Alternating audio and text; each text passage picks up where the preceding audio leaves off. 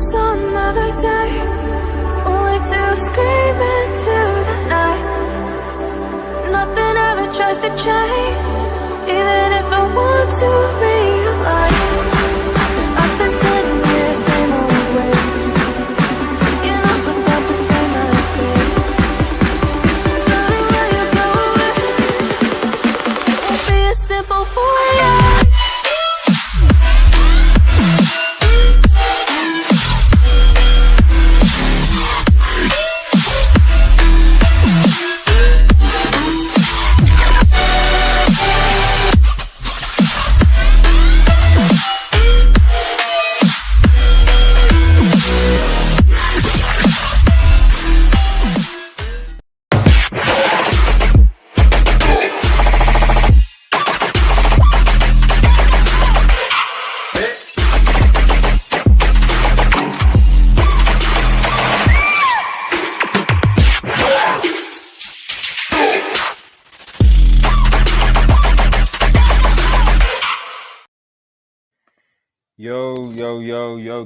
Yo guys, it is Old Man G here back again with another match preview for Red Devil Studio. We'll be previewing the Newcastle or hashtag Newcastle versus United match preview.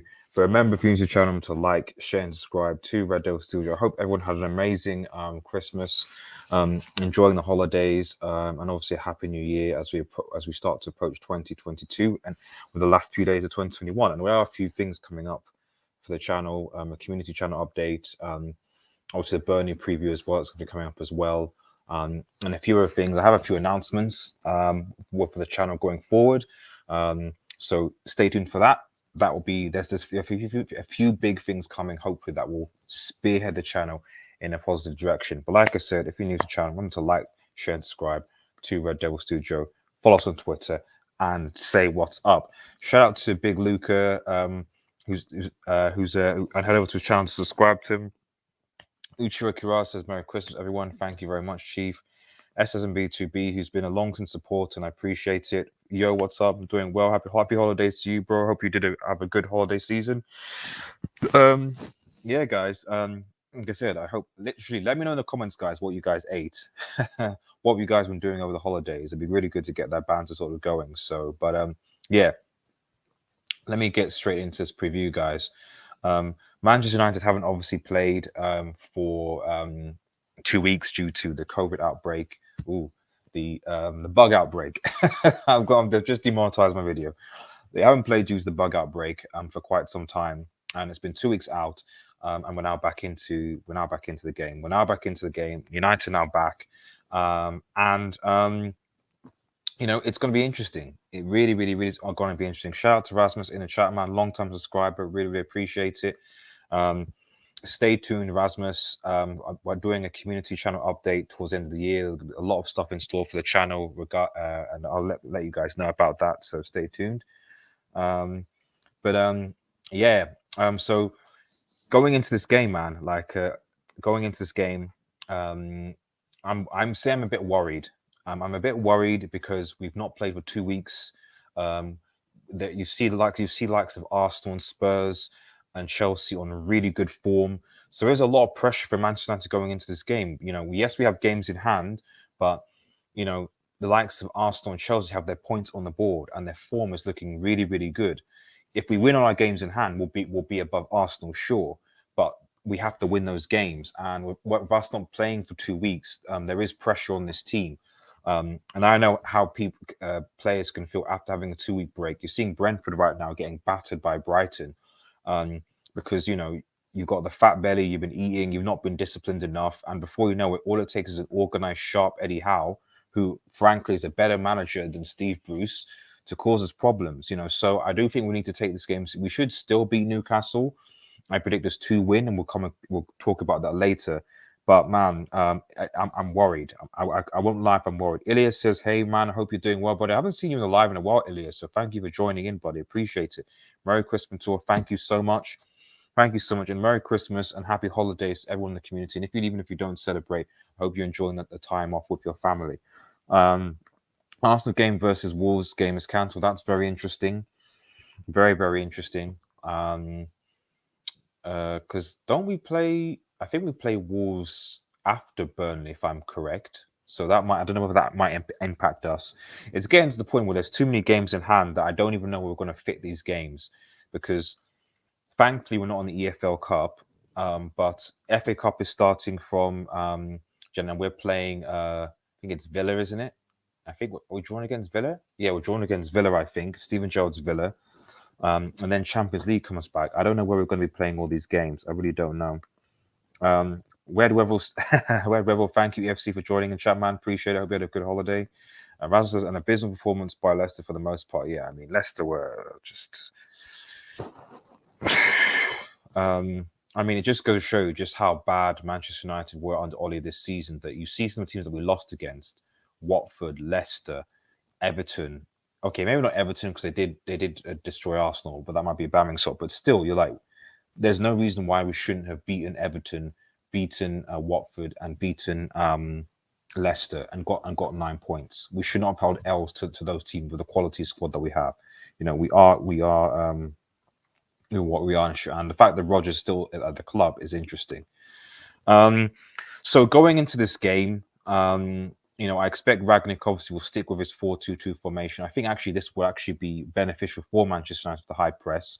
Newcastle under Eddie Howe, I won't say they're counter-attacking team, but they do look a lot more comfortable on the ball, and I do think they will cause us problems, especially like of Saint Maximan and Callum Wilson, because they're always a threat, and their midfield has always over surpassed ours. I just think the reason why we've beaten Newcastle in the past is because they've kind of almost run out of gas, and we've managed to have the depth of quality to basically come back. Also, they despite the goals they don't think they actually can score a lot of goals. You know, we just have we have the depth of squad that we can basically outscore an opponent effectively. Remember to like the vid, guys. Remember to, if you're tuning in, remember to like the vid. Oh, I should also say, if you can like the vid, and when we go when I stop going live, if you could like the vid and post a comment in the video below, it does help with the algorithm. I do want this channel to be shared to as many people as I can. So if you can, once I finish this stream, if you could head into the comments and comment below to boost the algorithm, that would really help. Because I know a lot of you guys tune in the chat, but I also appreciate if you could just post into comments and below the video when I'm done being live, just because it does help with the algorithm. So appreciate it. So just going to comment. So yeah, just going back into it. You know, I still expect Manchester United to win, and I'm going to go for the starting 11 in a second. And let me know what you guys think. Ralf Rangnick has said that that basically everyone is available bar Paul Pogba. So we've got a fully fit squad. The only person that isn't available is Pogba, and that includes Rafael Varane, who's been out for quite some time. EFC says we better win. We lose to Villa home. Yes, we lost to Villa home. Everton draw, lost sort of. We lose 9 points. Exactly. If we beat Villa at home, we don't Everton, which is, you know, so that's 3-2, you know, and another 1-2-3. That's, you know, 8 points. And then Leicester City as well. Like, there's no reason why we should be in this position. We should be even being close to. Those are the games we're like, that's why we're out of the title race. We're not out of the title race because of losing to City and Liverpool and being spanked by them. If those are the only two losses, I wouldn't give a crap, because it's at the end of it, it's only 6 points. It's those games that we lost that put us in this precarious position. By the way, it has been a common joke. Yeah, I mean, it's funny you say that, Rasmus, because Manchester United were getting a lot of grief last season about the amount of penalties that we were getting, Bruno Fernandes and scoring. And yet Jorginho has 9 goals from 9 penalties this season. And yet no one's calling him, you know, Pen Jorginho. They say he's world class. This is Ballon d'Or worthy, despite the fact that he has 9 penalties. Go figure. That just shows you the bias that is towards Manchester United Football Club. Skits with Adam says, hello, hope you're doing well, buddy. Core says, what's up? Shout out to you, Core. Thank you for joining the chat, man. 2 were dodgy. Two today. They, in fairness, both of them today were penalties. Rangnick will improve Bruno. I hope he does. And already the midfielders are playing well. By Hadera, that's a fair point. We do need defensive cover. I agree for the DM role, and especially I think with Bay. You know, the worry for me is Bay is going to go to AFCON from January. I don't know how far Ivory Coast will get into the competition, so I'm assuming it's out for a month. So you only have Lindelof, Maguire, and Varane. And Varane, as we're seeing, is injury prone, and then we're going to rely on Maguire and Lindelof yet again. So that's my concern. I will not play Harry Trippier, but yeah. So I mean it's what it is. Ollie's screwed our season, left behind an inbound squad. I don't disagree with that. I don't disagree with that, but I don't. But the thing is, I don't want to say Ollie screwed it because I think that the Glazers did. The Glazers could have easily sacked Ollie after Liverpool spanking at Old Trafford. They didn't. Then we got destroyed by City, and then we got destroyed by Watford. You know, I'm not saying we would have beaten City if Rangnick came in, but we had opportunities to get rid of Ollie at certain times, and we didn't. So I put this on the Glazers really. And Sudan's top general shout out. Oh man, that.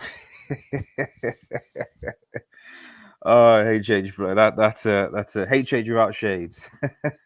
HH without shades, man. Penguino has 2 non-penalty goals in 4 years. Well, this is the thing, but apparently he's world class.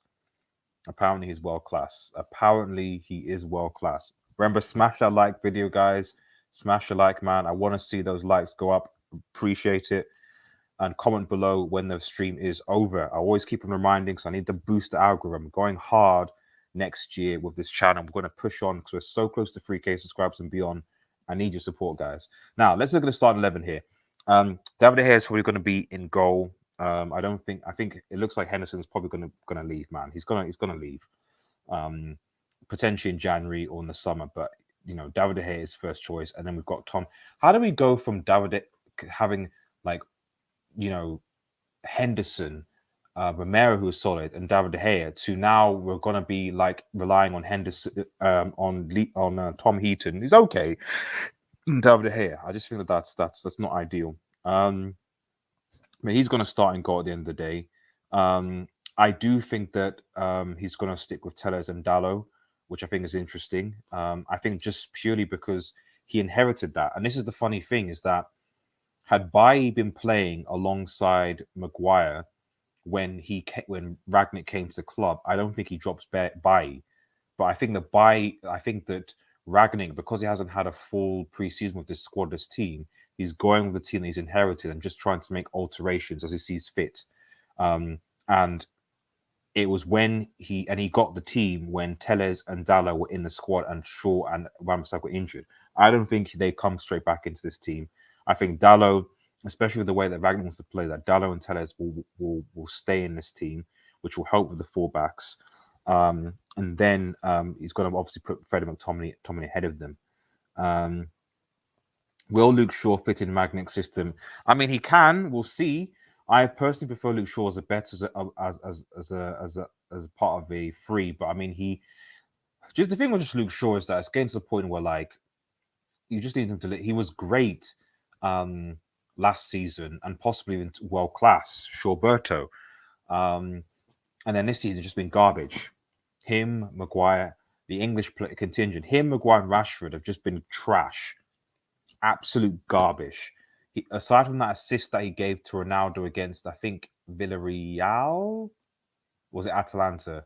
Yeah, it was Atalanta. Sorry, he's been garbage, man. He's been garbage, you know. So now Ollie is past. Yeah, of course. Screwshell scum. Shaw is slightly better option than Telles. I still didn't rate him. I think Shaw is definitely better defensively than Telles so far. But for me with Telles, I think he just needs a good run of games. What I like about Telles is I think that Telles' delivery is better than Shaw. I just think the thing with Shaw is that one, he's injury prone. Two, he's inconsistent. And three, I'd say for this season, Telles has been better than Shaw. You know, so Shaw has to Shaw for me has to work his way back into this team because he's just been too inconsistent this season. Sudan's top general says, I need United to get Haaland because he'll never play Mbappe and we can't let Pep get his hands on him. I suspect, I think we'll be in for him. I think that's Rangnick will have the good Germanic. He's worked with him before. But I suspect with Riola's agent, he doesn't want to work for United. United want to spend that money. I mean, I guess what I would say is that if Cavani goes, do you get Haaland in that formation? But you know, Haaland and Ronaldo are kind of. I just don't see Haaland. I don't see how you can play Haaland and Ronaldo together. I just don't see how that would work. So Real Madrid is he's going to go to Real Madrid. He's going to go to Real Madrid. That's just how I see it. He's going to go to Real Madrid or PSG. Donny and McTominay out. Well, this starting lineup there, Ilya, is there specifically because I don't think that's going to happen because he's inherited this team. And as much as I'd like Donny to come into this, I don't think he's going to get. I don't think Ragnick's going to come in because he wasn't in the squad. So I think he's going to, as it wasn't in the squad that a team that Ragnick inherited. So I think he's going to go safe with McTominay and Fred. And then obviously Bruno and Sancho both fit. Now I think the front two is interesting. With Cavani back and Cavani not played, I do think he'll start Cavani. And this is the one thing that I want to see. I want to see Cavani and Ronaldo play in the front two. I actually want to see this formation against Atletico Madrid. I would probably put Matic where McTominay is, or Van der Beek where Fred is. But this is and I drop Maguire, but that's not going to happen. But I want to see that front two in the Champions League. I want Cavani and Ronaldo against Atletico Madrid. I want to see how Cavani and Ronaldo are going to work against Newcastle and cause them loads of problems because I feel that Cavani can play that support striker role. Even though I think he's a great number 9, arguably, I'd argue he's a better number 9 than Ronaldo. And it's not Ronaldo's a better finisher in terms of goals, sort of. But Cavani's positioning is what makes him world-class, in my opinion. But he can also play the support striker role, work hard, win the ball back, and bring it into Ronaldo as well. So I'm looking forward to seeing this, and I hope that Cavani starts because, again, for me, Rashford has been garbage. Rashford, to be honest, should play bench. Martial wants to leave, so he's not really an issue. And then you obviously have Greenwood, but Greenwood I think can be quite happy to come on as a super sub, and that's fair enough as his role, or compete with obviously Jadon Sancho. I don't think that's a problem. Ashgay Bat says Pogba future, did he actually fit in Rugwood's plan? I suspect that Pogba will Pogba's irrelevant at this point because he's injured. And the thing is, the last thing I'll say about Pogba is Pogba is on high wages and is injury prone. Which club, and he says he doesn't want to take a pay cut, which club is prepared to pay for Pogba's wages, the high wages he's on, I think, at least £300,000. Which club is prepared to pay those wages and take the risk of a player that's actually injury prone? Because at this point, I think Pogba's injury prone right now because he's not been available. Which club? Madrid have said that they're not particularly keen, so really it's PSG. And no, maybe PSG might. I don't know. But PSG for me is the only team that would do that because Juve can't afford him, and Bayern wouldn't be interested. Barcelona couldn't afford him really, and they've got enough injury-prone players as it is. So it is what it is. Can't we buy Rudiger and get that fridge out? I wish, but I just don't see that happening. I don't see Chelsea selling to United anytime soon. Big up to Luca. Thank you for joining in, bro. Shaw's and Bissaka have not been great this season. But Amaka can't play in a progressive team, and that's the truth. I agree. I think Pogba's at United now that clubs are seeing the light. No true CL contender would want to play who gets paid much to shop 2 games. United should let him go. Yeah, I mean, I think it's interesting how Riola's been quite quiet recently regarding Pogba because I think it's doing him like what other. Like, I'm sure there are clubs that would take him if he reduced his wage demands, but his wage demands are quite high. And the only club I can think of is PSG. And then you're like, where does Pogba actually fit in the PSG midfield? Like, do you play him alongside Verratti and Gay, I guess? Maybe that works. I don't know. Marquinhos, I don't know. I legit don't know. What about Marquinhos? And I don't know. I really don't know. Shaw's better ball progression. I don't disagree with that. Or just reading all your comments and catching on. Tellers is robust, agile, visionary, everything you want from offensive ball, fullbacks. Which I think the thing is, I think Tellers just needs a good run of games. That for me is what he needs. He needs a good run of games, and then we might see the best of him. That's why I think that as long as he's not defensively exposed all the time, give him a good run of games, and let's see what he delivers. Because I think what people need to understand is that with Ragnick's system, if we continue to press, and if we press and press and press and press and press in this system, then we don't have to really worry about our defense being exposed. We don't have to worry about that. We don't have to worry about that at all. So it is what it is. Remember to like the vid, guys. Remember to like the vid, like and subscribe to Red Devil Studio. It goes the wrong way. And remember, once the stream ends, can you please head onto the video and comment? It helps with the algorithm. I know it'll be McFred. Yeah, it's going to be McFred. And Matters put exactly there. Cavani's pressing is second to none, and he's got that energy more so than. And to be honest, he's more disciplined at doing it than Rashford is. Rashford, I'm starting to slightly lose my patience with him. I mean, he did score 1 or 2 goals coming up from injury, but since then he's just not been great, and he's not been good all year. I admit it that he was playing injured, but now you're like, why did you go to the Euros? Why didn't you get the operation and then get rehab, etc.? So already by going to the Euros and getting up, you pushed your season back because Ollie allowed it. And then you're now coming back. You're now building your fitness up. You're not great. Rashford, I mean, has got a whole bench for me and work his way back into this team. Maybe be an impact sub for like a Cavani, etc. Maybe. But I wouldn't start Rashford, and especially when you have like players like Alanga who are doing the business. Yeah, that's what I would do. Please also soon. If I sent you a message on, okay. I miss Herrera so much, and I do as well. Depan Giral says Kessie, Jacopo, Paulini, Guendouzi, and Didi, Tonali, and Rice are good options for Man U. Pick one of these or anyone else. Ndidi obviously would be my Ndidi or Rice would obviously be choices just because of their Premier League experience.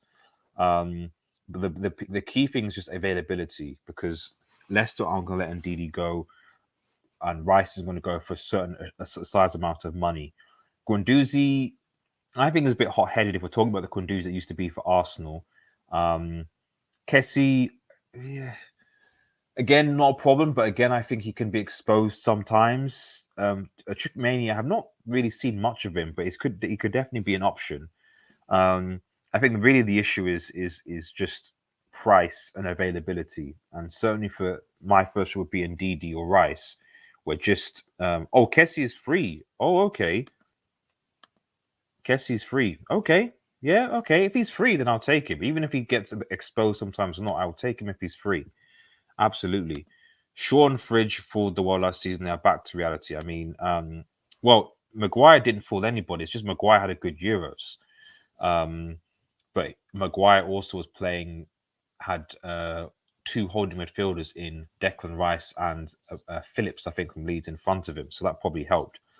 Whereas Fred and McTominay are not holding midfielders, as we've established. They literally are not. So this is my predicted 11. Let me know what you think. Do you think this is what the lineup was going to be? Would you bring anyone up or change? This is. I personally, like I said, bring Donny van der Beek in here instead of McTominay, because I don't know what McTominay really brings to this team, if anything. And to be honest, I'd probably drop. In fact, depending on how I feel, you could potentially drop either one of McTominay, or I play Matic where McTominay is, and I play Van der Beek where that'd be my thing. I drop McTominay, put Matic there, and I play Van der Beek where Bruno is. That would be what I would do based on current form. It's not going to happen, but that's what I would do, because I don't think Bruno has been particularly good this season. And I think if they're going to alternate between him and Van der Beek in that position, then you need to give Van der Beek at least a few more game times. And what we've seen so far is that Bruno and Rashford are pretty solid coming from the bench. So, I think against Newcastle, we should start these men because we're playing Burnley on Thursday, I think, or Tuesday or Wednesday, the 30th. So I think Thursday, I think. So we have to rotate. We can't play these play as many games. So that's what I would do anyway. Your views on Tree? Solid, but needs a loan. That's my thing. Solid, but needs a loan. I think he needs. I think he needs a loan move. Like a lot of these United youngsters, they need a loan move. Ragnick will buy the player from Leipzig. We'll see. I don't expect. Although I've got a transfer window thing, I don't expect Manchester United to do any transfer business this January. I mean, did we bring anyone last January? I don't recall us signing anyone last January. No, we didn't sign anyone. I said we were competing for the title. And I said we need to sign a defender, and we didn't sign a defender, and we got screwed defensively. So, because I remember saying we're not going to win this title unless we sign a defender, and we didn't sign a defender. So there you go. I don't want to see more English biased players in United. I mean, that's going to be the case. There's coaches. There's a good player, but he's not a holding midfielder. He's the usual ultra high octane, energetic Red Bull. Exactly. United need a holding midfielder, and he's not that. But maybe that's how Ragnick wants to play, because we can clearly see his use of Fred. In the 4-2-2 formation, do you really need to play a holding midfielder if you're going to be pressing that much?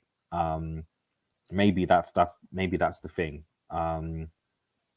As we saw in I think it was a game against I can't remember who we're pressing against. Was it Norwich or was it the one before that in Ragnick's first game? You don't really need a holding midfielder if you're constantly in the opposition's half, and that's what United should aim to do. We should be aiming. The big thing I hope with Ragnick is that we should be aiming to basically kill teams off in the first half. If we press the life out of teams and finish our chances, we should be killing teams off in the first half. We have the quality to do so why not? And I expect going into this Newcastle game that we should be doing that. Press Newcastle. Eddie Howe's going to set up. And he's not going to set up as defensively as Steve Bruce, but he will set up to counter, and not give us space. So we need to take the game to Newcastle. Press them, not let them come out of their half, and then wait for them to make a mistake and penalise. It's as simple as that, really. Yeah, it's not going to happen, Chief. Or at least maybe he might drop McTominay. Fred, I think, is going to have a purpose in this Ragnick system because of his pace and how quick and energetic he is. Because to play this high pressing football, you're going to need players that are fit, and Fred is probably the fittest player that we have at United. McTominay, well, who knows? Muslim Maguire deserves to start. Bayern deserve place starting. Oh yeah, of course they do. But he's captain. That's the only reason why I'd say Maguire's always going to start regardless, because he's captain.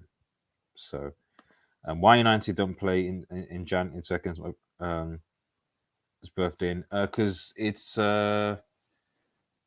because the bank holiday is because they moved the games because the bank holiday is the Monday, I think, if I recall. They don't really do. They used to do games on. In fact, let me look at the fixture. The fixtures actually.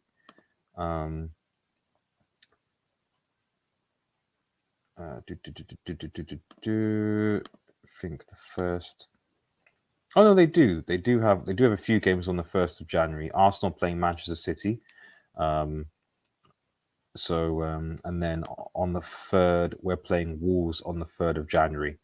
And the 2nd, Liverpool playing Chelsea. So I think the key for Manchester United going into this, and I'll get my predictions are going up as we begin to round things up. I think the key really with Manchester United so far is that we don't really play a top 4-6 team until March.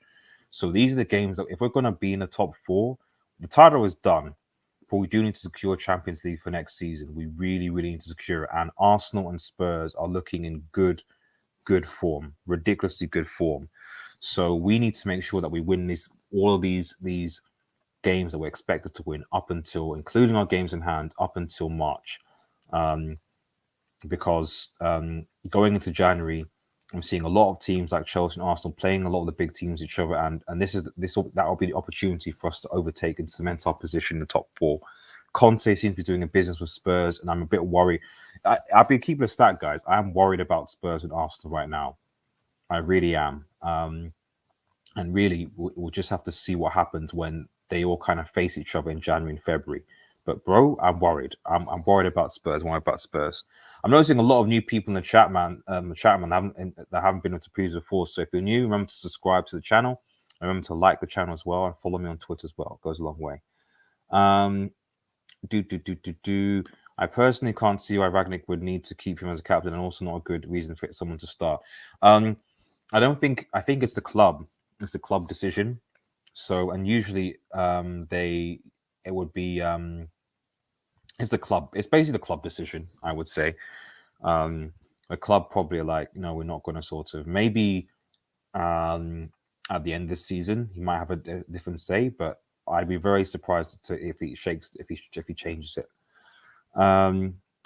Thoughts on Tucheleban once again getting exposed but saved by Luke Skywalker. It's Penn Chelsea, isn't it? It's Penn Chelsea, and Chelsea needed penalties to win games. It is what it is, you know. But as we know for United, that can only take you so far. And eventually people will start mouthing off about Chelsea getting penalties all the time, and they won't get penalties, you know. So, but yeah, as far as I can see, they need penalties to win, and it is what it is. Zach21 says, want to see Cavani play. I do as well. El Matador. I'm not worried for Bantamno FC. Suns and then we'll finish it. I wouldn't dismiss them. I mean, you saw what they did. I mean, look at us. We struggled to beat Norwich, and we need the penalty to beat them. You know, Arsenal destroyed Norwich for 5-0. You know, so, and the thing what you need to know about Arsenal is that Arsenal will lose against, we beat them, and they'll lose against Chelsea or whatever. But the fact is, what they're doing, which I think is the important thing, is that they are beating all the small teams. You know, they beat, you know, if you look at the teams that we lost against, they beat Watford, they beat Leicester, they beat Villa, I think. You know, they beat Norwich comfortably.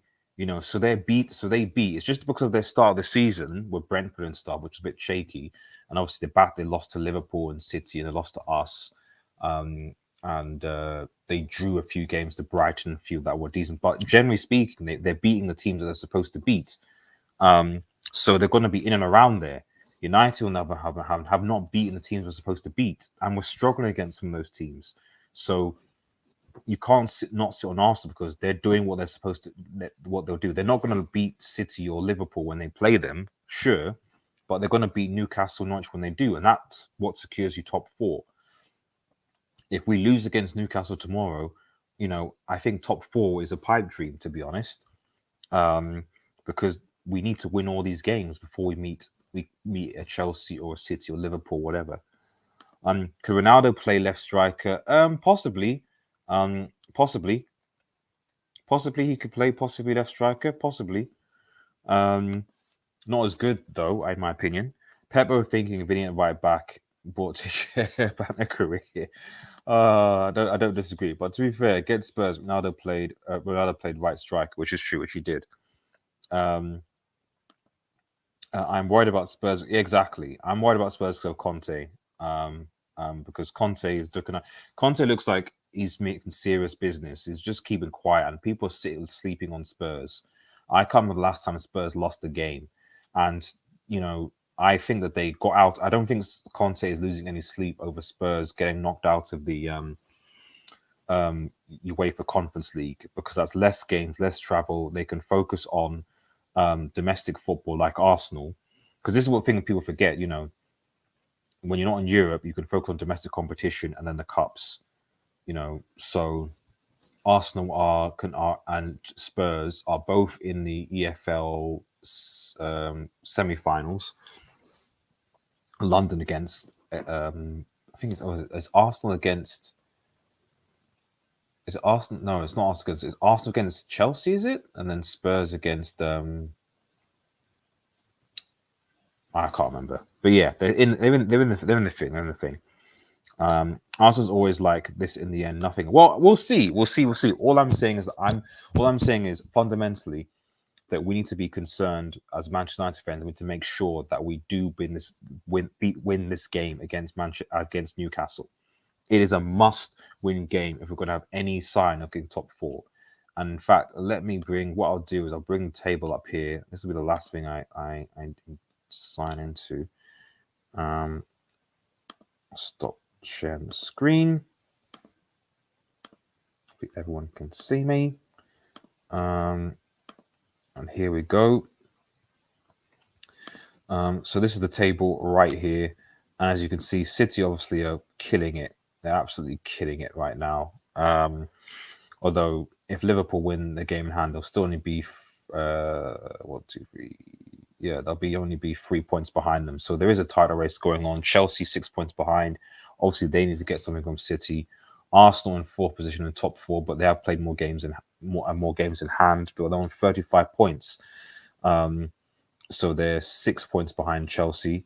Spurs have 3 games in hand. So really, if Spurs win all those games, 1, 2, 3, 4, 5, 6, 7, 8, 9, they get 38 points if they win all their games in hand, which would mean that they're only 3 points behind Chelsea. And then United, likewise, if we win all our games in hand, we're 37 points, only 4 points behind. West Ham are there with 31 points as well. So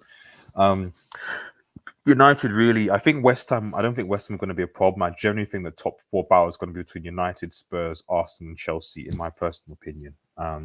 It's going to be between those 4 spots, and United, we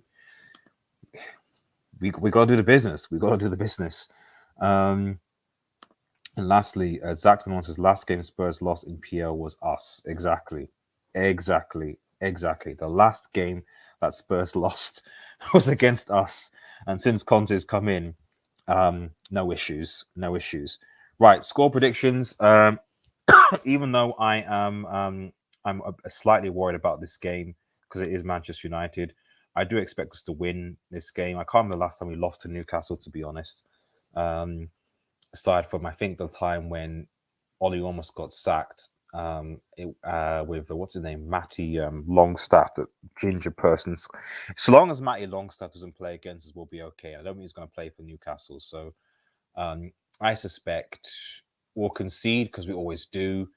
I think a 3-1 to Manchester United. Maxwell will score the goal for Newcastle, and then I think Ronaldo will have a brace, and then I'm gonna say Cavani. If he starts Cavani, if he doesn't start Cavani, then Sancho. That's my prediction. Let me know what your predictions are in the chat as well, guys. GGMTV, big up, man, big up, bro.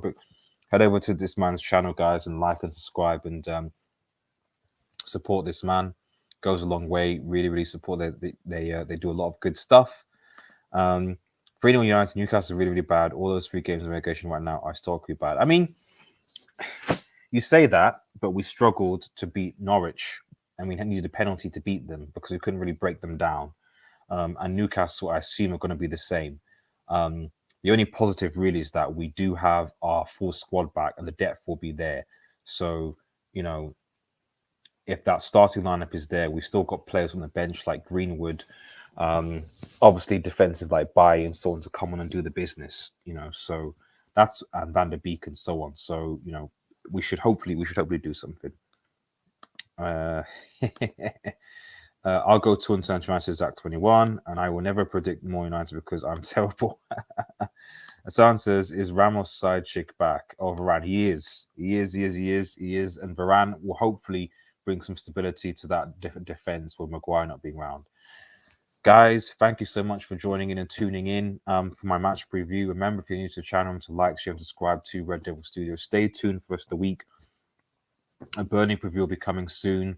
We're going to be having a community channel update where I'm going to tell you the future of this channel, reflecting on the year for United, a few people on. But yeah, and just basically just general advice. Like, what I want you guys to do is set the reminder for that community update, which is going to be, I think, let me have a look. When did I set it for again? Yeah, the 28th. So that is, yeah, Tuesday. So this coming Tuesday, there is a community update for this channel, which I love everyone to come. It's going to be at 9 o'clock BST. Hopefully all you guys can make it. It's really going to be interactive, and it's really just you giving me direct feedback, me reflecting on the year, where the channel is going and what we want to see going forward. And I said I've got a lot of ideas and plans and announcements to make then. So please come get involved. Let me know what you want, and we'll take things from there. Big up G says Rich Sports. Thank you very much, Chief. Cheers, Red Devil. Come on, Manchester United. Thank you, man. Zach says peace, bro, guys. Thank you so much for watching. Remember, guys, as soon as the I don't go live, please, if you haven't liked already, like the vid and head into the comments and post in the comments after the video. After I stop going live, it helps with the algorithm. Take care, everybody, and cheers.